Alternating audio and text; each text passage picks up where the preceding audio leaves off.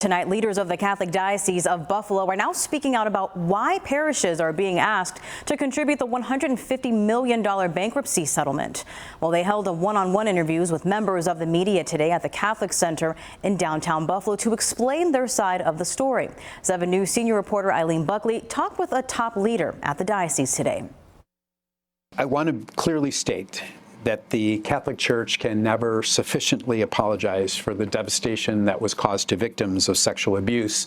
I met with Richard Sukan, Chief Operating Officer at the Buffalo Diocese, but Bishop Michael Fisher is out of town, attending the U.S. Conference of Catholic Bishops in San Diego, as the diocese is facing tough criticism after announcing last week parishes must provide $80 million toward the $150 million bankruptcy settlement caused by the clergy sexual abuse scandal.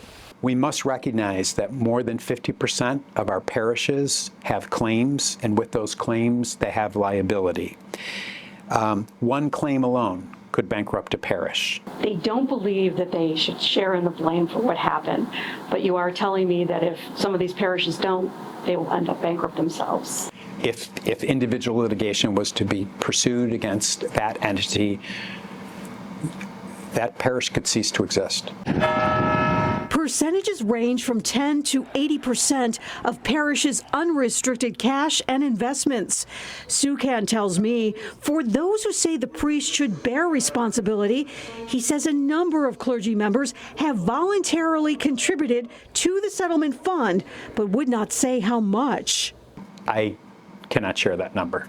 The diocesan leader defended what some are saying disparities in the cost to parishes. For example, in Amherst, St. Benedict is required to pay more than $1.9 million, while St. Leo Parish would pay $17,000. And none of this was pulled out of the sky. The parishes all self-reported their assets. In the case of St. Leo's, as opposed to St. Benedict, there is a big difference in restricted assets. The diocese is also hoping to generate revenue toward the settlement by selling properties from church closings, and confirm for me that both St. Andrew's in the town of Tonawanda and St. Lawrence in Buffalo both sold.